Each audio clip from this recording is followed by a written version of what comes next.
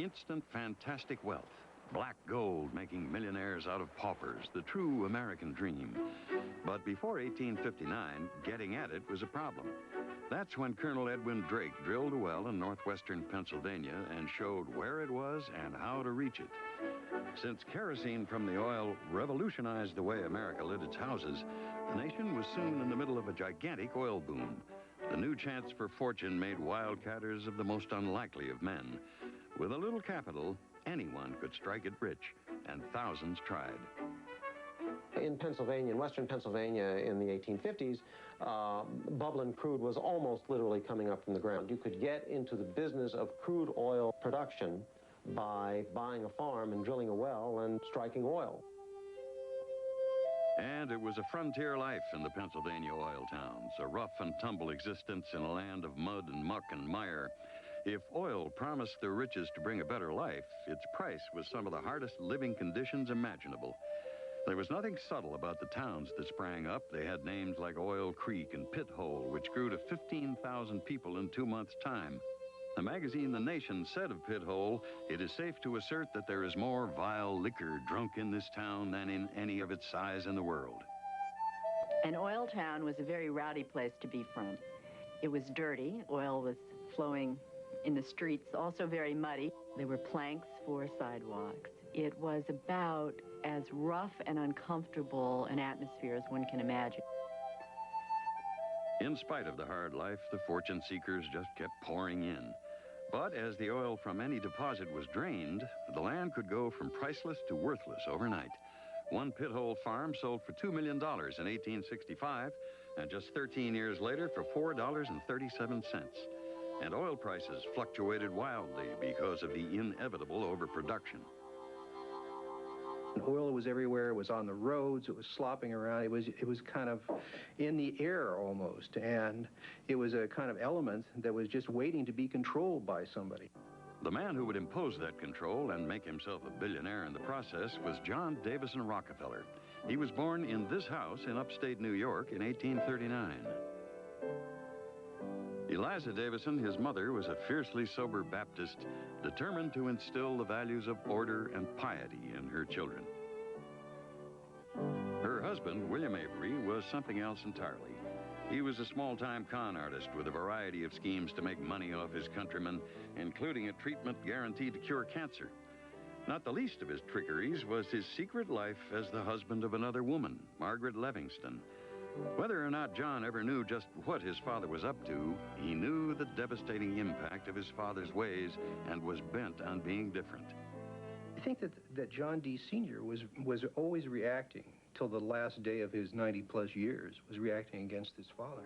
The father was wild, uncontrolled emotion to him, and John D. Rockefeller wanted to put lightning in a bottle. He wanted to control things. He wanted to rationalize them. It was John D.'s sense of order that produced Ledger A, his minutely detailed account of every penny spent in his childhood. Here was the money made, the money saved, and the money spent, including the 10% he always gave to the church. If religious piety could be brought to the secular world of accounting, it would look like Ledger A. The amounts of money that he was dealing with there were to be calculated in pennies and dimes. It was a very small amount of money. And the reason for doing this is that if you have to write it down and see it and you have to account for it, it helps you recognize the value of money. And so Ledger A was a kind of comprehensive sort of record of his inner life, except it has no thoughts, it has no emotions, it has figures. And that's kind of at the core, in a sense, of his character, the inner John D. It's a kind of a severe accountant's mentality. In 1855, the 16-year-old John D. moved to Cleveland, then becoming a major railroad and commercial hub. It was as an accountant that he began his professional life. When he went to Cleveland as a young man, his father told him that it really wasn't important for him to go to college. He wanted to go to college, and his father said, no, it would be much better if he went to a trade school, because then he'd learn something useful, where he could earn a living. And so, in fact, he learned to become an accountant. He joined the firm of Hewitt and Tuttle, but when he was refused a raise, he started his own company selling produce. trade generated by the Civil War and the opening of the West made a success of this first venture. Rockefeller's business personality was now set. His friends called him the Deacon. He was a kind of pious and also very serious and stern, sober figure. People would ask him, what are you going to be when you grow up? And he'd always answer, never with a profession. He'd say, I'm going to make $100,000. As oil boomed, Rockefeller realized that this was the field for him. In 1865, he went into a partnership with an experienced oil refiner, the Englishman Samuel Andrews. Refining oil made more sense to Rockefeller than drilling for it. Wells dried up, but every driller needed a refinery. The amount of capital needed to go into the refining business in, say, 1862 was very small. I mean, you essentially set up a small still in your backyard and you were in the refining business. John D. Rockefeller nevertheless believed that it's important to be big. And the company got very big. Rockefeller understood that the bigger the company, the cheaper its costs, the greater its profits. And he grew big through attention to detail.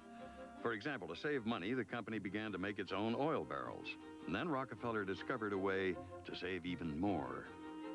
You can imagine the kind of efficiency that somebody who had done something with his life like Ledger A would bring to an enterprise.